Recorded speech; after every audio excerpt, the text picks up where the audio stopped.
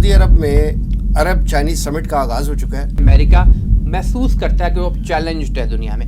अगर वो स्टैंड ले तो फिर वाकयातन वो इंकलाब होगा। जो वॉर स्ट्रेटजीज हैं वो साथ साथ हम देखते हैं कि वो इवॉल्व होती जा रही हैं। इनके नजदीक सबसे अहम तो अपना इक़्तिदार होता है ना। अमेरिका से ऐसी मिस्टेक्स या ब्लंडर्स हुए हैं, तो अमेरिका इस हवाले से कोई जवाबी इक़दाम करेगा, इसराइल को हरगिज काबिल कबूल नहीं होगा। ये टर्निंग पॉइंट नहीं होगा उनकी फॉरेन पॉलिसी का। ये उनके इल्म में है कि ये हमारे लिए मुस्तकबिल का खतरा है।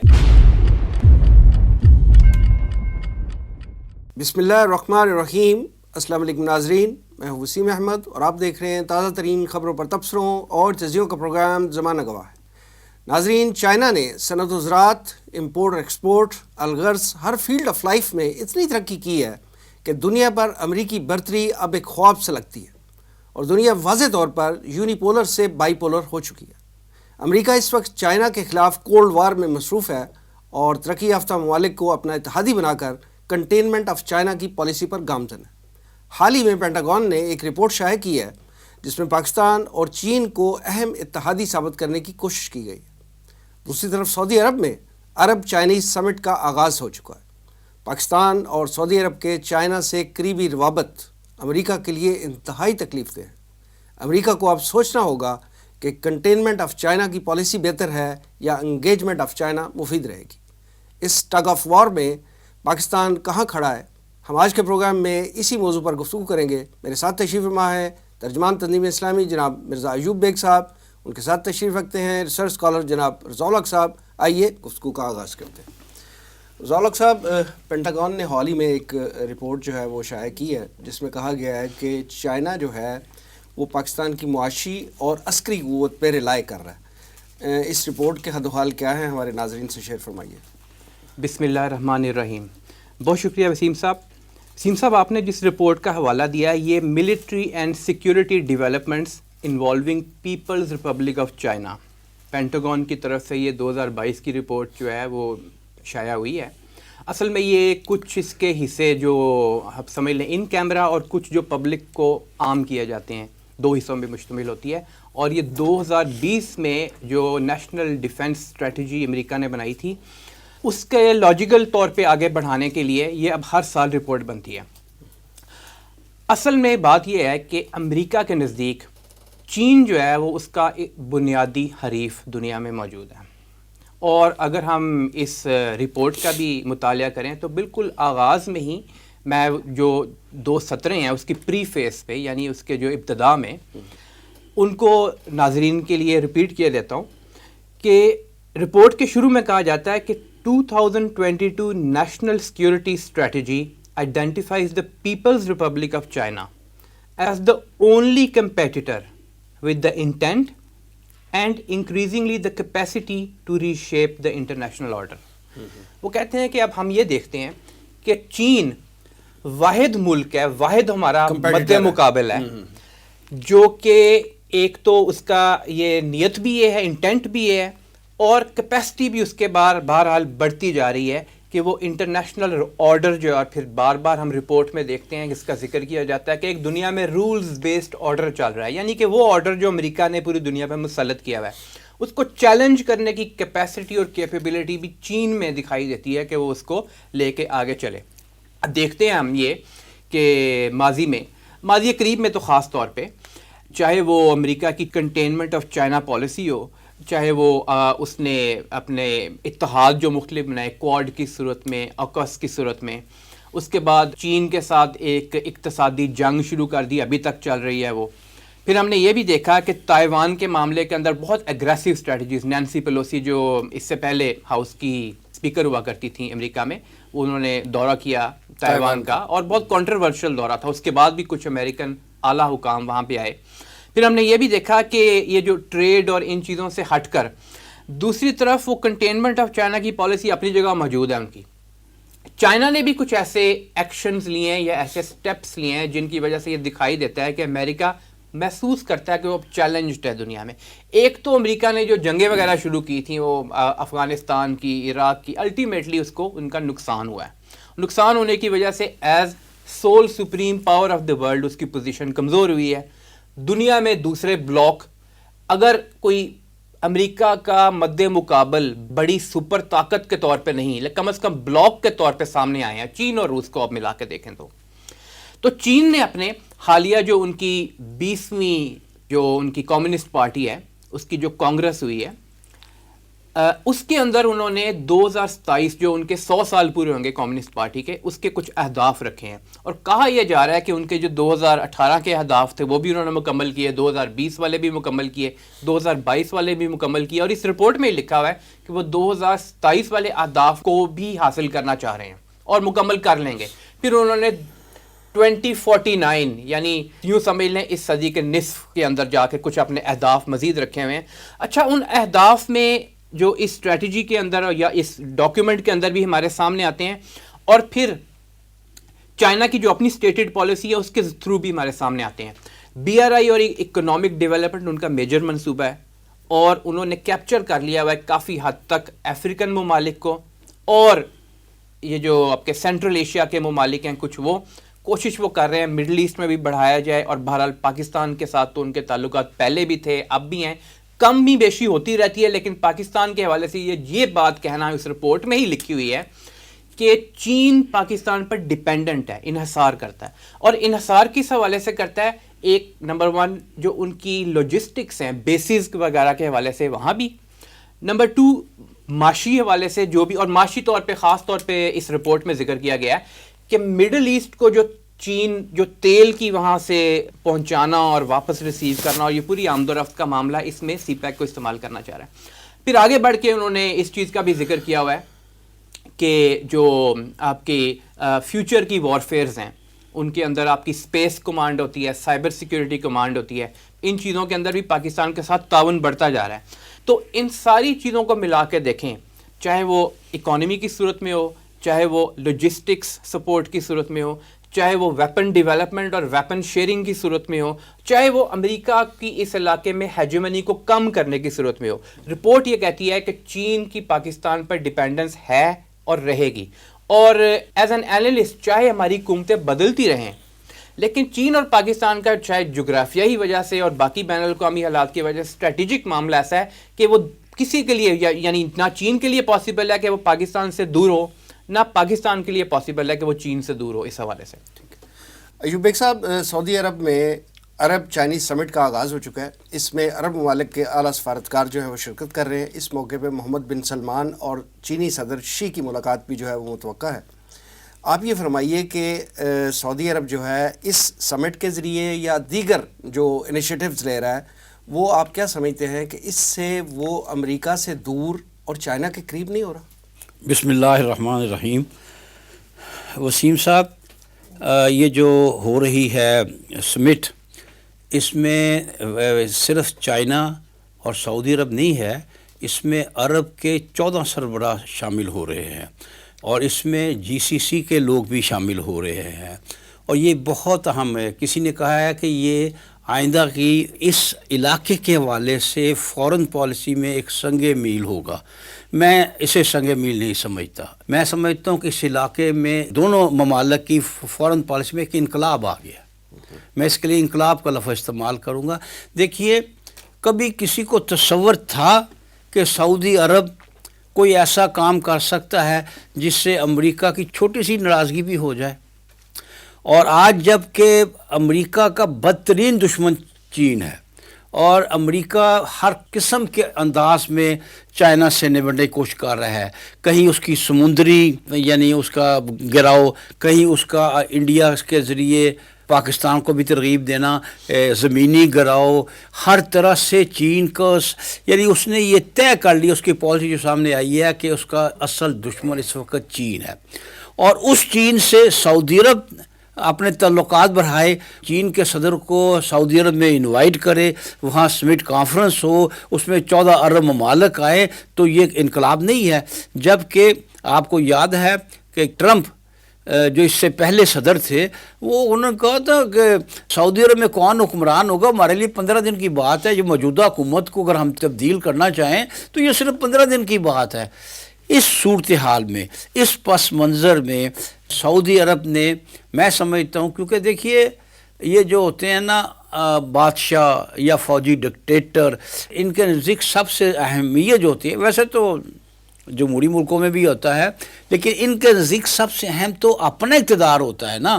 جب اس نے کہا کہ سعودی عرب کی حکومت ہمارے 15 دن کی مہار ہے، ہم جب چاہیں 15 دن میں گرا دیں، اس صورتحال میں سعودی عرب کا جو محمد بن سلمان ہیں وہ ان کو انوائٹ کر رہے ہیں سمٹ میں. اور آپ پھر کیا سمجھتے ہیں کہ سعودی عرب کا محمد بن سلمان صاحب کا یہ اس کا ٹرمپ کا یہ بیان جو ہے یہ ٹرننگ پوائنٹ نہیں ہوگا ان کی فارن پالیسی کا، کہ انہوں نے یہ سمجھ لیا کہ امریکہ نے ہمیں زیادہ ایزی لے لیا؟ دیکھیے میں سمجھتا ہوں اس کی بات یہ ہے، یہ تھوڑا سا معاملہ امریکہ کا پاکستان سے بھی اسی حوالے سے ہوا.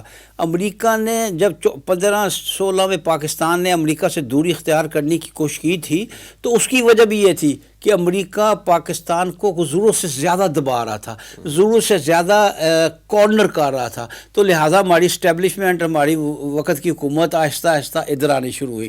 یہی کام امریکہ سعودی عرب کے ساتھ کر رہا ہے، اس کو دھکیل رہا ہے. دیکھیے مثال کے طور پر خشوگی کا معاملہ، اس کا معاملے میں سعودی عرب اس ایشو پہ تو باقاعدہ بلیک میلنگ ہو رہی ہے، تو اس نے اس کو برداشت نہیں کیا، اور اب یہ صورتحال دیکھ کر کہہ دیا ہے کہ نہیں اس کا معاملہ کوئی نہیں ہے، اس میں محمد بن سلمان کا کوئی عمل دخل نہیں. اب یہ ہوا ہے تو یہ کہہ دیا. پھر جب یہ تشریف لائے تھے جناب بائیڈن صاحب تو بڑی توقع تھی یہ کہ وہ تیل کی جو پروڈکشن ہے وہ بڑھا دیں گے. اس نے وہ بات بھی نہیں مانی، ریفیوز کیا. لہٰذا مجھے ویسے اس میں کوئی شک نہیں، یہ بڑا جرأت مندانہ قدم ہے محمد بن سلمان کا، لیکن میں سمجھتا ہوں امریکہ اپنے خلاف اس طرح کے اقدامات کو یوں چھوڑتا نہیں ہوتا. میں سمجھتا ہوں امریکہ اس حوالے سے کوئی جوابی اقدام کرے گا. سعودی عرب کے حوالے سے اور کوئی ملک تو اس طرح کھل کر امریکہ کے سامنے نہیں آیا، باقیوں نے تو صرف شرکت کرنی ہے. البتہ یہ بھی ہے کہ باقی ممالک جب یہ ختم ہو جائے گی تو کیا اس میں نتیجہ نکلتا ہے، کیا اس کا یعنی جسے کہتے ہیں نا، کیا اس کا آخری بیان سامنے آتا ہے، کیا کہا ہے، اس پہ بہت ڈپینڈ کرتا ہے کہ امریکہ پھر کیا کرتا ہے. لیکن مجھے کافی حد تک امریکہ کے ماضی کے طرز عمل سے یہ معلوم ہوتا ہے کہ امریکہ اسے ٹھنڈے پیٹوں برداشت نہیں کرے گا.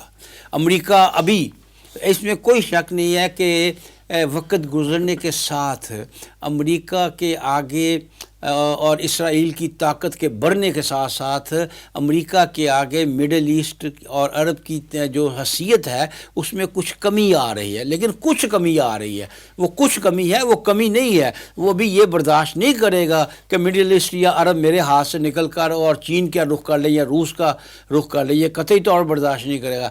لہٰذا میں آپ کے پروگرام میں یہ بات کہہ رہا ہوں کہ آپ کچھ وقت کے بعد ایکسپیکٹ کریں کہ ریاکشن آئے گا، امریکہ کا کوئی ریاکشن آئے گا. اور ہم تو محمد بن سلمان کے اس اگرچہ اس بہت سے معاملات میں ہمیں اس سے آپ کہہ لیں اختلاف ہے، شدید اختلاف ہے، خاص طور پر ثقافتی حوالے سے جو اس نے اقدام کیے ہے، لیکن اس حوالے سے ہمارا کوئی بھی مسلمان برادر ملک امریکہ سے پیچھے ہٹے گا تو ہمیں اس پر خوشی ہوگی، اس لیے کہ امریکہ حقیقت میں اس دنیا میں عالم اسلام کا اصل اور بڑا دشمن ہے. اسرائیل کی پشت پناہی کون کر رہا ہے؟ دیکھیے امریکہ نے حال ہی میں مذہبی انتہا پسند ممالک کی فہرست جاری کی ہے، اس میں پاکستان ہے. دیکھیے کیسی مذاق خیز بات ہے، اس میں پاکستان ہے، بھارت نہیں ہے. یعنی بھارت میں بی جے پی جو کر رہی ہے وہ انتہائی مذہبی رواداری کا مظاہرہ کر رہی ہے، سائن آف انٹروگیشن کے ساتھ، اور اس کا نام باہر رکھا ہے. اس کا مطلب یہ ہے کہ امریکہ کا تعلق جو ہے دنیا میں عدل و انصاف یا حقیقت سے قطعی طور پر نہیں ہے. یعنی خالصتاً اپنے مفاد میں کسی انتہائی ظالم کو مظلوم کہہ دینا اور کسی انتہائی مظلوم کو ظالم کہہ دینا ان کے بائیں ہاتھ کا کام ہے. اور اسی حوالے سے وہ کیونکہ دنیا کے بادشاہ اپنے آپ کو سمجھتے ہیں، اس بادشاہت کا تحت جو ہے نا اللہ کے فضل سے کوئی نیچے سے کھسک رہا ہے، اور انشاءاللہ وقت آنے والا ہے کہ یہ تخت الٹ جائے گا انشاءاللہ تعالی. تو اس حوالے سے مجھے یہ خدشہ ہے، اللہ کرے ایسا نہ ہو کہ وہ کوئی جوابی وار کرے گا. اور پھر یہ کہ عرب ممالک کو چاہیے نا کہ اس حوالے سے متحد ہو کر آگے بڑھیں. لیکن اب یو اے ای ابھی بھی اس کا جو رویہ ہے، بھائی صاحب اگر 14 ممالک کے سربراہ اس میں شرکت کر رہے ہیں تو یہ کوئی چھوٹی اچیومنٹ تو نہیں ہے. اس لیے میں نے اس کو انقلاب کہا ہے. لیکن اگر 14 سربراہ عرب کے سربراہ شرکت کرنے کے بعد امریکہ سے رابطہ کرے جی ہمارا کوئی تعلق نہیں تھا, ہمیں معاف کر دیجیے گا, جو ماضی میں ہوتا رہا ہے, تو پھر بات الگ ہے. اگر وہ کوئی سٹینڈ لے, واقعتاً کوئی سٹینڈ لے, حقیقی ایسا سٹینڈ جو دنیا میں بھی امریکہ کے لیے باعث ندامت ہو, وہ لے, تب تو یہ باعث شکست کہنا چاہیے یا باعث پسپائی کہنا چاہیے ہو, تو وہ تو نہیں برداشت کرے گا. اگر وہ سٹینڈ لے تو پھر واقعتاً وہ انقلاب ہوگا. رضا الحق صاحب, کہا یہ جا رہا ہے کہ مستقبل میں ساؤتھ ایشیا, مڈل ایسٹ اور نارتھ افریقہ جو ہے یہ بڑی طاقتوں کی پراکسی جنگ کا حصہ بننے جا رہا ہے. آپ کیا سمجھتے ہیں کہ امریکہ اور چین کی براہ راست کوئی چپکلش ہونے کا امکان ہے؟ بہت اہم سوال ہے وسیم صاحب. دیکھیے, اگر ہم گزشتہ 20 سالوں سے مراد یہ ہے کہ 9/11 کے بعد, کیونکہ ایک جنگوں کا نیا دور شروع ہو گیا تھا وار اینڈ ٹیرر کے نام پر, امریکہ نے شروع کیا یقیناً, اور پھر اس کے ساتھ اس کے یورپ کے اتحادی بھی شامل ہو گئے, باقی دنیا بھر سے بھی بہت سارے مسلمان ممالک انکلوڈنگ پاکستان, انہوں نے کچھ نہ کچھ رول پلے کیا وار اینڈ ٹیرر کو سپورٹ کرنے میں. تو اگر اس چیز کو دیکھیں تو یہ جو جنگیں ہمیں پچھلے کچھ عرصے میں نظر آئی ہیں, اور پھر یہ ہے کہ گزشتہ کچھ سالوں کے دوران, سب سے پہلے ہم نے افغانستان کا میں نے ذکر کیا, پھر اس کے بعد عراق کا معاملہ آیا, پھر لیبیا کا معاملہ آیا, پھر سیریا کا معاملہ آیا. یہاں سب جگہوں پہ جو وار اسٹریٹجیز ہیں وہ ساتھ ساتھ ہم دیکھتے ہیں کہ وہ ایوالو ہوتی جا رہی ہیں, بدلتی جا رہی ہیں. ہم یہ دیکھتے ہیں کہ اگر کسی ملک میں معدنی وسائل بہت زیادہ ہیں یا اس کو تباہ و برباد کرنا ہے مکمل طور پہ, فیصلہ کر لیا وہ بڑی قوت نے, پھر وہ ڈائریکٹ حملہ کر کے بوٹس آن دا گراؤنڈ وہاں لے کے جاتا ہے, تاکہ یا تو جیسا کہ افغان طالبان کی پہلی حکومت تھی اس کو ختم کر دیا جائے, حکومت کو, اسلامی حکومت ہے وہ کسی صورت ان کو برداشت نہیں, یا پھر کوئی ایسا ملک جہاں پہ تیل کی دولت موجود ہے, چلو وہاں پہ جا کے قبضہ کر لیں اور پھر امریکی کمپنیاں یا دوسرے مغربی ممالک کی کمپنیاں وہاں سے حاصل کریں. لیکن جو نئی وار اسٹریٹجیز باقی جنگوں کے حوالے سے ہم دیکھتے ہیں, اس میں پراکسی وارز کو بہت زیادہ استعمال کیا جاتا ہے, اور اس میں کوئی شک نہیں کہ لیبیا کے اندر بھی اور سیریا کے اندر بھی, چاہے وہ 5th جنریشن وار عرب اسپرنگ کے نام پہ شروع کی گئی ہو, چاہے وہ ایک طرف امریکہ اور ایک طرف روس انہوں نے سیریا میں پراکسی وار لڑی ہو, تو یہ سارے کام ہوئے ہیں. اچھا, ہم عام طور پہ مڈل ایسٹ کا یعنی مشرق وسطیٰ کا ذکر کرتے ہیں, اس میں کتنے اہم ممالک ہیں اور مختلف وجوہات کی بنیاد پر اہم ممالک ہے. وہاں پہ سعودی عرب بھی ہے, وہاں پہ قطر بھی ہے, وہاں پہ UAE بھی ہے, یہ سارے ممالک وہاں ہیں, عراق بھی ادھر ہے. لیکن نارتھ افریقہ بھی انتہائی اہم ہے, ایجپٹ, تیونس, مراکش, پھر آپ دیکھیں سوڈان, لیبیا, یہ سارے نارتھ افریقہ میں ہیں.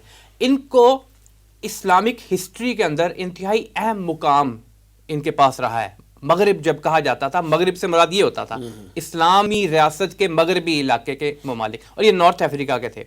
یہاں تک دیکھیں آپ کہ اسپین میں جب مسلمانوں کی حکومت تھی تو ایک طرف سے یورپ سے یہ لگار آ رہی تھی, الفانسو تھا اس وقت وہاں پہ, وہ حملہ کر رہا تھا, اور کافی حد تک اس وقت مسلمان, بہرحال اسپین والی جو حکومت تھی کمزور ہو چکی ہوئی تھی, تو ان کو جو تقویت دی تھی وہ مراکش سے مرابطین نے دی تھی آ کر, یعنی کہ انہوں نے آ کے ان کو تقویت دی تھی وہاں پہ.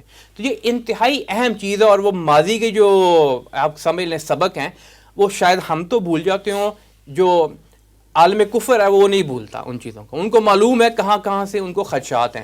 تو ان علاقوں کو ماضی سے سبق سیکھتے ہیں, وہ سبق سیکھ رہے ہوتے ہیں. بالکل درست فرمایا آپ نے. اور ان کو معلوم ہے کہ مستقبل میں کون کون سے ممالک ہمارے لیے اسٹریٹجیکلی اور بہرحال قوت ایمان کی بیسس پہ بھی خطرہ دکھائی دے سکتے ہیں. آن دا گراؤنڈ ان کو نظر آتا ہے کہ ایک آئیڈیولوجیکل اسٹیٹ جو اسلام کے نام پہ وجود میں آئی اور جس کے اندر نیوکلیر کیپیبلٹی ہے وہ پاکستان ہے. ایک انتہائی جذبہ جہاد سے سرشار لوگ, ان کی سرزمین افغانستان, وہ اس پہ بھی نظر رکھے ہوئے ہیں, اور پہلے بھی انہوں نے حملہ کیا تو بھائی بربادی پھیلانے کی کوشش کی, اب پھر وہ کوشش میں بہرحال مصروف رہتے ہیں. اسی طرح وہ جانتے ہیں کہ ماضی جو تاریخ ہے وہ اس چیز کی گواہ ہے کہ یہ نارتھ افریقہ یہاں پراکسی کروائی جائے, ان کو کمزور کیا جائے تاکہ یہ طاقت نہ گین کریں. جو مڈل ایسٹ ہے اس کو کسی نہ کسی طرح قابو میں رکھا جائے, اسرائیل کا خوف وہاں پہ ڈالا جائے. اور لیٹس بی ویری آنیسٹ, مسلمان ممالک جو ہیں ان کی بھی یہ بہرحال ایک کمزوری ہے کہ یمن کے اوپر سعودی عرب اور ایران پراکسی آپس میں لڑ رہے ہوتے ہیں, تو وہ بھی بہرحال اس کا فائدہ تو دشمن ہی اٹھاتے ہیں نا, کمزور ہم خود ہو رہے ہوتے ہیں, فائدہ دشمن اٹھاتے ہیں. چائنا کے حوالے سے چائنا کی کچھ ریڈ لائنز ہیں, اگر امریکہ ان کو کراس کرے گا تو پھر چائنا مجبور ہو جائے گا براہ راست جواب دینے پہ. ادروائز چائنا کوشش کرے گا کہ جہاں تک ممکن ہے مجھے براہ راست جواب نہ دینا پڑے. پراکسی وار چلتی رہے, یہ ٹریڈ وار جو ہوتی ہے یہ بھی چلتی رہے, ڈپلومیسی کی جنگ چلتی رہے, وہ مجھے برا بھلا کہتا رہے, ان کے لوگ بھی یہاں پہ بے شک تائیوان میں آ کے وزٹ کر جائیں, کوئی نہیں. لیکن اگر امریکہ تائیوان کا ایسا گھراؤ کرتا ہے جس میں چین کو خطرہ ہوتا ہے یا تائیوان کو خود خطرہ ہوتا ہے, تو چائنا وہاں پہ پھر ریٹیلیٹ کر سکتا ہے. اگر کاٹنے کی کوشش کی جاتی ہے چین کو روس سے, ایک ہے دھمکی دینا یا انسرکل کرتے رہنا تھوڑا تھوڑا, ایک ہے کاٹنے کے لیے کچھ ایکشن لینا, اس وقت چائنا کے لیے یہ ریڈ لائن بن جائے گی. آپ کیا سمجھتے ہیں کہ امریکہ اس طرح کی حماقت کرے گا؟ کیونکہ دیکھیں رشیا کے خلاف بھی اس نے ڈائریکٹلی اٹیک نہیں کیا تھا, اس وقت بھی اس نے افغانستان کو سپورٹ کر کے مجاہدین کو کھڑا کر کے تو ایک سہارا لیا تھا, اور اس کا رزلٹ بہرحال اس کو وقتی طور پہ ملا. وہ الگ بات ہے کہ وہ اس علاقے میں اپنی ہیجمنی قائم نہیں رکھ سکا. لیکن اب جو صورتحال بن رہی ہے اس میں ڈائریکٹلی وہ کنفرنٹیشن میں میرا خیال ہے وہ نہیں آئے گا. دونوں چیزیں پاسبل ہیں صاحب. اگر تو آپ ریشنلی دیکھیں تو امریکہ کے مفاد میں ہرگز نہیں ہے کہ وہ ایسی طاقت کے ساتھ جنگ چھیڑے جس میں اس کا اپنا نقصان ہو. بالکل. لیکن ہم نے ماضی میں دیکھا امریکہ سے ایسی مسٹیکس یا بلنڈرز ہوئے ہیں, جان بوجھ کے کیے ہوں, انہوں نے اپنی ہیجمنی کو برقرار رکھنے کے لیے کیے ہوں, یا پھر وہ بہرحال کچھ لوگوں کی یہ رائے بھی ہے کہ ایک ایلیمنٹ اسرائیل کا بھی ہے, ایک جو زائنسٹ لابی کا ایلیمنٹ ہے, وہ کسی نہ کسی طرح انگیج کروانا چاہتے ہیں امریکہ کو, جنگوں میں اکساتے ہیں. اور ہم فلسافیکلی بھی دیکھتے ہیں, اگر فلسفے اور تاریخ جو جسے کہتے ہیں نا فلسفی آف ہسٹری, اس کو دیکھیں, جو 70s 60s 50s 80s تک کی امریکی حکومت تھی وہ ایک یا ابھرتی ہوئی سپر پاور تھی یا اپنے عروج کی سپر پاور تھی. اس وقت اس کو اگر مقابلے میں روس تھا بھی تو شکست دی جا سکتی تھی. اب وہ ایک ڈکلائن پہ سپر پاور ہے, بظاہر دکھائی نہیں دے رہا. ان کی سویلائزیشن, یہ ان کتابوں میں لکھا جا چکا ہے, امریکہ کے فلاسفرز خود لکھتے ہیں, امریکہ کی سویلائزیشن از ڈیڈ, لیکن اٹس اسٹینڈنگ آن کلچیز. کلچیز کون سے ہیں ان کی؟ وہ جو بیساکھی ہیں, وہ ان کی ایک جو انہوں نے ملٹری پاور اپنی بنا لی ہوئی ہے, ملٹری پاور, ایک اکنامک پاور. یہ دونوں چیزیں آہستہ آہستہ گر رہی ہیں. بہرحال یہ ایروڈ ہوتی رہیں گی, گرتی رہیں گی, لیکن چین اس وقت تک براہ راست جواب نہیں دینا چاہے گا اور نہ دے گا جب تک اس کی اپنی سلامتی ڈائریکٹ خطرے میں نہ آ جائے. ایوب بیگ صاحب یہ فرمائیے گا کہ اگر ہم دنیا پہ نظر ڈالیں تو ہمیں یہ دو قوتیں اس وقت نظر آتی ہیں. ایک کا جس طرح رضا الحق صاحب نے کہا کہ ڈکلائننگ سپر پاور ہے امریکہ, اور ایک طرف سے چائنا ہے جو ایمرجنگ سپر پاور ہے. اور ہم دیکھتے ہیں کہ یہ اس وقت دنیا باقاعدہ یونیپولر سے بائی پولر ہو چکی ہے, امریکہ چاہے اس کو مانے یا نہ مانے. اچھا, ان دونوں سپر پاورز کے پاکستان کے ساتھ تعلقات اور پریشرز مختلف ایشوز پہ آتے ہیں, پاکستان اس کو فیس کرتا ہے. تو آپ کیا سمجھتے ہیں کہ اس ٹگ آف وار میں پاکستان کہاں کھڑا ہے اور پاکستان ان پریشر سے کیسے نکل سکتا ہے؟ اصل میں کسی بھی قوم کی کمزوری اس کی وجہ وہ خود قوم ہوتی ہے اور اس کے لیڈران ہوتے ہیں. پاکستان کی جو بھی کمزوریاں اب تک سامنے آئی ہیں وہ بنیادی طور پر پاکستان کے لیڈروں سے شروع ہوتی ہیں, اور پاکستان کی عوام بھی اس الزام سے بری ذمہ نہیں ہے. دیکھیں, امریکہ اگر ہمیں دباتا ہے, میں آپ کو پرانی مثال دیتا ہوں, وہاں سے شروع کرتا ہوں. سن 65 کی جنگ میں چائنا نے پاکستان کو کہا کہ میں تمہیں کوئی جنگی طیارے دیتا ہوں.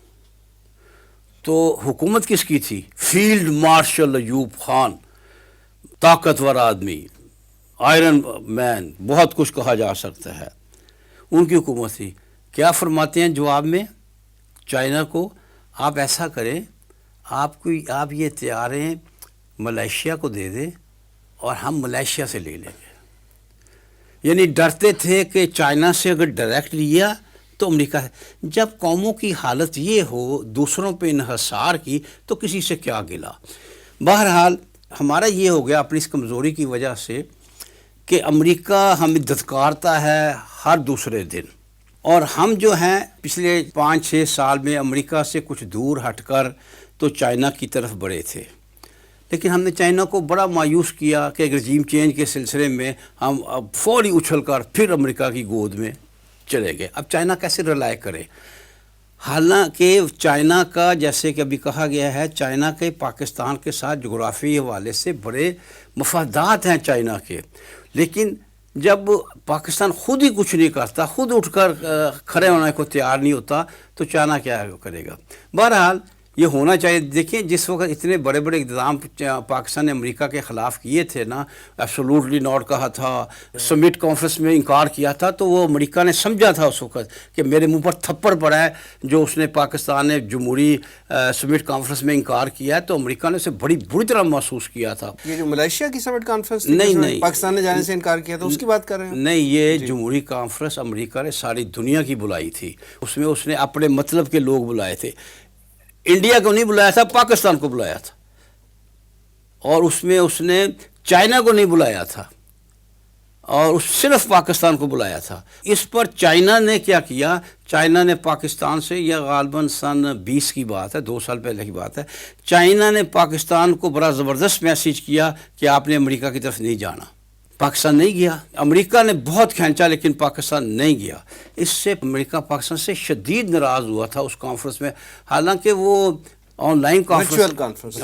ان چند باتوں سے امریکہ شدید ناراض تھا. اس سے پہلے ایک ملیشیا میں کانفرنس تھی جس میں پاکستان نے شرکت نہیں کی تھی, لیکن اس میں سعودی عرب نے ہمیں یہ دھمکی دی تھی کہ میں سارے پیسے نکلوا لوں گا اور پاکستان کے سارے بندے واپس بھیج دوں گا. لیکن اس وقت کہا یہ جا رہا تھا نا یہ کہ یہ سب کچھ امریکی ڈکٹیشن پہ ہو سکتا ہے امریکہ نے کہا ہو سعودی عرب کو, لیکن سعودی عرب یہ سمجھ رہا تھا, اس میں بات اور تھی.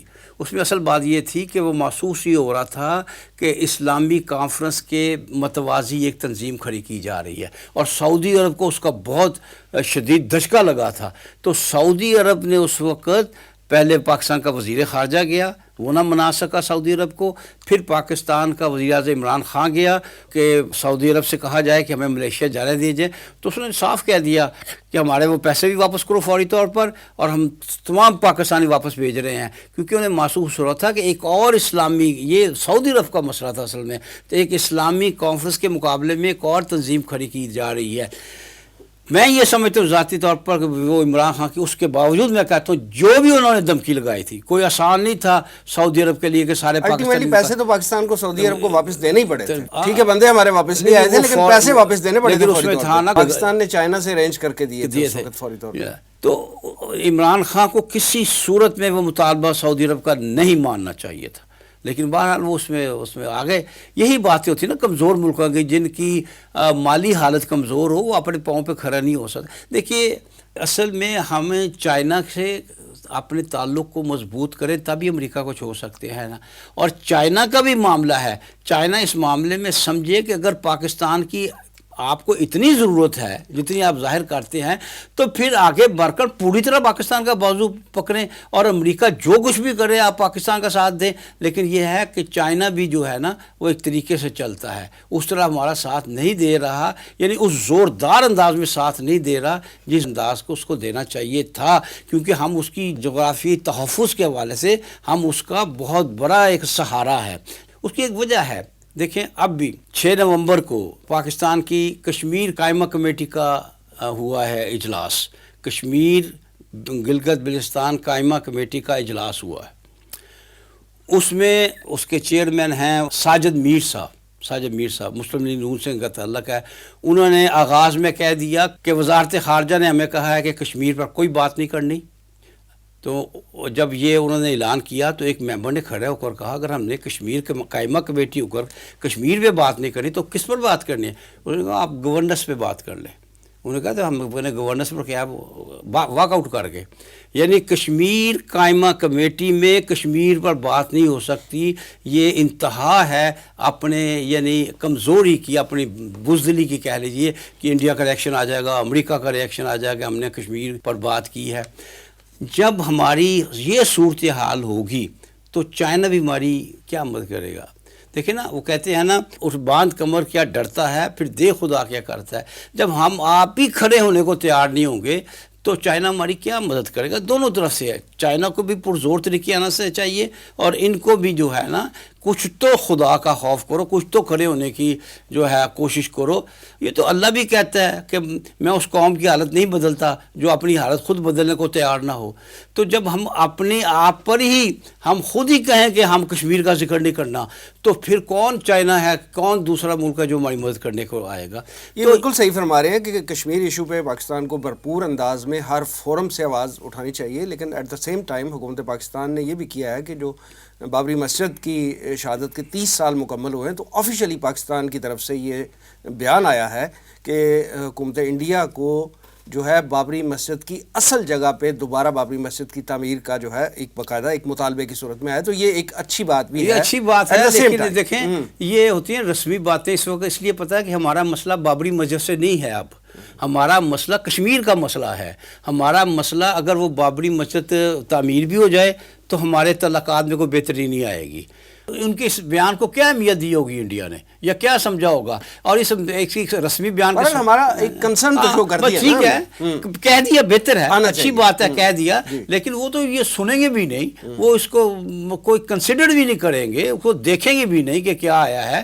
اصل مسئلہ تو ہمارا کشمیر کا پھنسا ہوا ہے، جس پر ابھی تک ہم نے ایک سٹینڈ لیا ہوا ہے کہ کشمیر ہمارا ہے.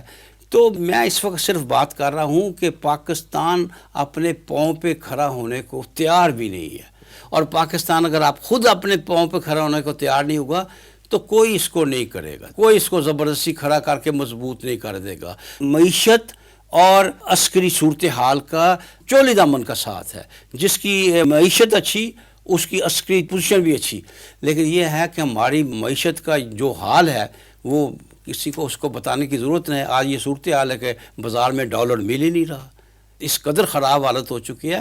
تو پاکستان کو پہلے یہ کوشش کرنی چاہیے کہ اپنے پاؤں پر کھڑا ہو، پھر کوئی مدد کرے گا، پھر کوئی تعلق بنائے گا، اس سے بغیر کوئی تعلق نہیں ہم سے بنائے گا. ٹھیک ہے رضا الحق صاحب، پاکستان سمیت چند اسلامی ممالک جو ہیں ان کا جھکاؤ چائنا اور روس کی طرف ہے. آپ کیا سمجھتے ہیں کہ یہ جو ایک ٹرینڈ چل رہا ہے اسلامی ممالک کا اس بلاک کی طرف جھکاؤ کا، یہ اسرائیل کو جو ہے وہ قابل قبول ہوگا؟ وسیم صاحب، میرا تجزیہ غلط بھی ہو سکتا ہے، اسرائیل کو ہرگز قابل قبول نہیں ہوگا.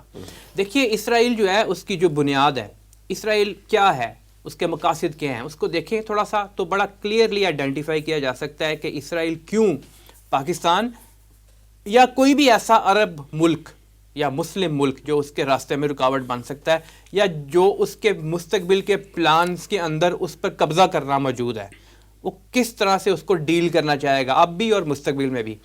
اسرائیل ایک نسلی امتیازی ریاست کے طور پہ ہمارے سامنے معرض وجود میں آئی. اس کے اندر مذہبی اوور ٹونز بھی ہیں، صحیح یا غلط. ہم یہ دیکھیں انہوں نے تحریف شدہ تعلیمات جو ہیں ان کو لے کر بہرحال ایک عمارت کھڑی کی ہوئی ہے.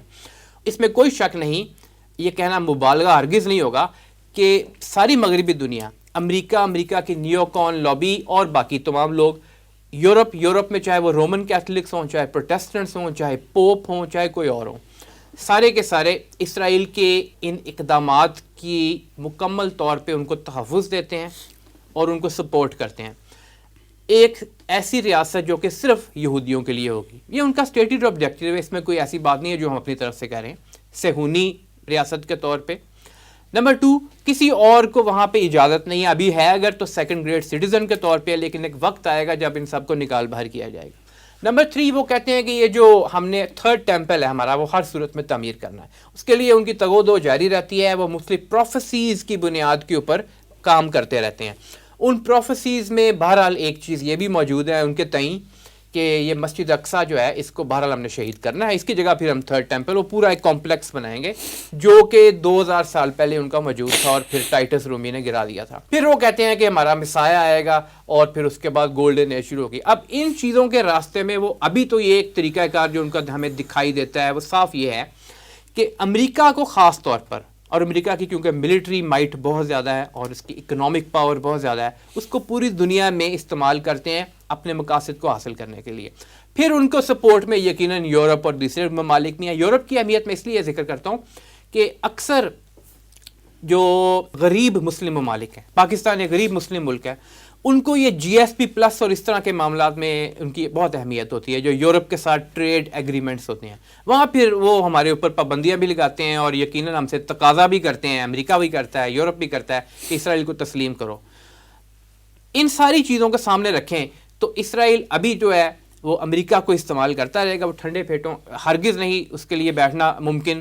وہ عرب ممالک وہ جو اس کے راستے میں رکاوٹ ہوں، پاکستان خاص طور پہ اس کی نظر ہے نمبر 1 وہ آئیڈیالوجیکل اسٹیٹ ہے، اسلامک آئیڈیالوجیکل اسٹیٹ، نمبر 2 ایٹمی اثاثے پاکستان کے پاس ہیں، نمبر 3 ان کو پتہ ہے کہ یہ جو مستقبل میں حضور صلی اللہ علیہ وآلہ وسلم نے بشارتیں دی ہوئی ہیں کہ جب اسلام کی نشأت ثانیہ کا وقت آئے گا تو اس وقت خاص طور پہ یہ جو خراسان کا علاقہ ہے، اور خراسان میں یقیناً پاکستان کا کچھ حصہ جو کہ ملاکنڈ اور اس ایریا کا ہے، پھر افغانستان تقریباً سارا، اور پھر ایران کا بھی کچھ حصہ، وہ سب مل کے بنتے ہیں۔ ان کے علم میں ہے کہ یہ ہمارے لیے مستقبل کا خطرہ ہے، کیونکہ اس علاقے کے حوالے سے احادیث میں یہ خبریں موجود ہیں کہ وہاں سے لشکر جائیں گے، وہ حضرت مہدی کی بھی مدد کریں گے، اور وہ ایلیا یعنی کہ جو یروشلم ہے وہاں جا کے اسلام کے جھنڈے بھی گاڑیں گے انشاءاللہ۔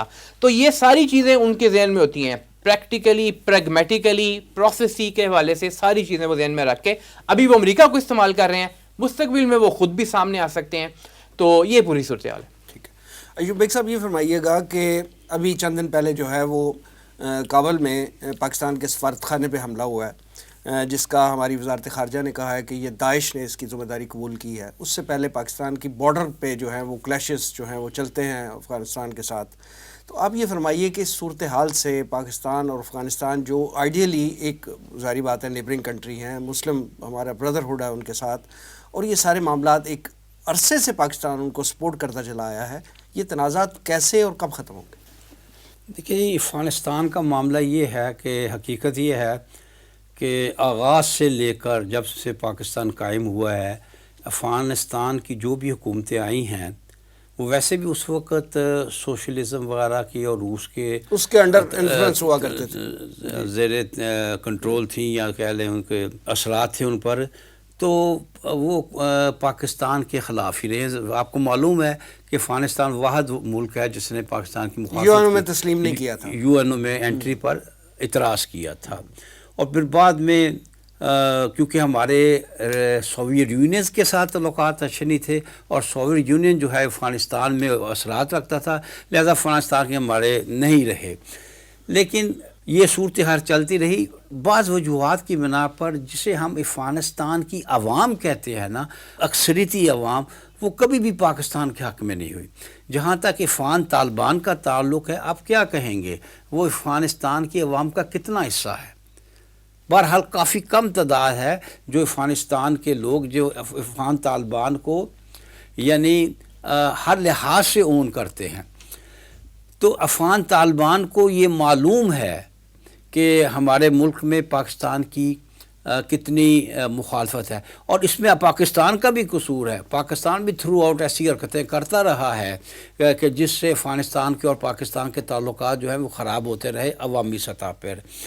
لیکن افغان طالبان کے آنے کے بعد یہ بڑی توقع تھی کہ پھر وہی عالم ہو جائے گا جو ملا عمر کے دور میں تھا کہ ہم نے تو وہاں سپاہی نہیں کھڑے کیے ہوئے تھے اس بارڈر پر، یہ ہمارے تعلقات کی یہ پوزیشن ہو گئی تھی کہ وہاں فوج کی ضرورت ہی نہیں تھی، وہ ہمیں توقع تو یہ تھی۔ لیکن دو باتیں ہیں، ایک تو ظاہر ہے افغان طالبان اپنی پوری قوم کو تھرو آؤٹ رول آؤٹ نہیں کر سکتی، ان کی رائے کو بالکل رد نہیں کر سکتی، ان کے لیے آسان نہیں ہے کہ ان کو بالکل رد کر کے بالکل اس کے خلاف چلے۔ ایک تو بات یہ ہے۔ پھر یہ کہ خاص طور پر چند ماہ سے یہ کچھ طرح کے معاملات ہو رہے تھے جس پر وہ پاکستان پر لگا رہے تھے الزام۔ ملا عمر کے بیٹے ملا یعقوب نے، باقاعدہ وزیر دفاع ہے، انہوں نے پریس کانفرنس کی کہ ایمن زواری جب ہوئے تو انہوں نے کہا کہ پاکستان نے امریکہ کو راستہ دیا تھا، سپیس دی تھی۔ پھر اس کے بعد ان کے وزیر خارجہ نے اس کے بعد دوبارہ الزام لگایا کہ پاکستان مسلسل افغانستان حکمرانوں کے دشمن کی مدد کر رہا ہے۔ یہ الزام لگایا، سچا ہے یا جھوٹا ہے؟ لیکن پھر اس کا یہ نتیجہ پھر تو یہ نکلتا ہے نا کہ بارڈر پہ جو کچھ ہو رہا ہے، ادھر سے جو بارڈر کی خلاف ورزیاں، بارڈر کے جو اصول و ضوابط ہیں، جو قوانین ہیں، اس کی خلاف ورزیاں اگر ہو رہی ہیں تو پھر وہ طالبان کی مرضی سے ہو رہی ہیں۔ بات یہ ہے کہ میں یہ تو نہیں کہہ سکتا کہ طالبان کی مرضی سے ہو رہی ہے، لیکن ان کو اس طرح روکا نہیں جا رہا جس طرح روکا جانا چاہیے، کیونکہ میں نے عرض کیا نا کہ ظاہر ہے عوام کے فوج پر بھی اثرات ہوتے ہیں، کہ عوام کا ایک بہت بڑا حصہ ہے جو ویسے ہی پاکستان کے خلاف ہے۔ اس کی وجوہات کچھ ہوں، ایک 70-80 سال کا معاملہ ہے، اور حکومتیں اپنی عوام کا اثر لیتی ہیں۔ کہنا یہ چاہیے، جو کہنے والی بات ہے کہ یہ جو کچھ بارڈر پہ ہو رہا ہے، افغان طالبان اس کو اس طرح نہیں روک دے جس طرح ان کی مرضی سے نہیں ہو رہا. ذرا فرق ہے نا بات میں، ان کی مرضی سے تو نہیں ہو رہا، لیکن اس طرح اس زوردار انداز میں نہیں روک رہے جس انداز میں انہیں روکنا چاہیے تھا. پھر یہ کہ ایسا تو نہیں ہے کہ پاکستان اس معاملے میں بڑا معصوم ہے. اسی وقت جب یہ کچھ فائرنگ ہوئی تھی افغانستان کی طرف سے تو پاکستان نے 2 یا 3 ماہ کا واقعہ ہے، پاکستان نے افغانستان کے اندر جا کر بمباری کی اور ان علاقوں پر بمباری کی جہاں پاکستان کے خیال میں جن لوگوں نے فائرنگ کی تھی وہ چھپے بیٹھے تھے. سر اگر ادھر سے ہماری جو بارڈر کی فینسنگ ہے اس کو اکھاڑ دیا جائے، وہاں پہ ہمارے جو فوجی تعینات ہیں ان کو شہید کر دیا جائے تو پاکستان کیا کرے پھر؟ یہی بات ہے نا کہ یہ میں نہیں سمجھتا کہ افغان طالبان کی مرضی سے ہو رہا ہے یا افغان طالبان کروا رہے ہیں، لیکن افغان طالبان جو لوگ اس میں خلاف ہیں پاکستان کو ان زوردار طریقے سے روک نہیں رہے جیسے انہیں روکنا چاہیے. اور میں یہ کہوں گا کہ ان کے لیے روکنا آسان بھی نہیں ہے، کیونکہ بہت بڑی وہاں ایک ہے دہشت گرد کہہ لیں جو یہ ان چیزوں پر تلے ہوئے ہیں. لہٰذا اللہ کرے یہ مسئلہ حل ہو جائے، لیکن یہ ہے کہ فی الحال جو ہے اس بارڈر پہ بھی ہمارے حالات. اور پھر آپ کو پتہ ہے کہ امریکہ بھارت وہ کبھی باز آئیں گے شرارتیں کرنے سے. آپ کو پتہ ہے کہ افغانستان میں ازبک بھی ہیں اور وہ جو پنجشیر کا علاقہ ہے وہ سارے افغان طالبان کے جانی دشمن ہیں. یہ سب کچھ کر رہے ہیں اور افغان طالبان کے پاس اب بھی کوئی باقاعدہ اس طرح کی فوج نہیں ہے جو روکے بھی اور ان سے لڑے بھی. ان کو بھی حالات کو اپنے موافق کر کے معاملات چلانے کی ضرورت ہے. ٹھیک ہے، ایوب بیگ صاحب اور رضا الحق صاحب پروگرام میں تشریف آوری کا بہت بہت شکریہ. ناظرین یہ تھا آج کا پروگرام، آج کے لیے اتنا ہی. اس پروگرام کا فیڈ بیک ضرور دیجیے گا. ہمارا ایڈریس ہے media@tanzeem.org. اگلے پروگرام تک کے لیے وسیم احمد کو اجازت دیجیے. اللہ نگہبان.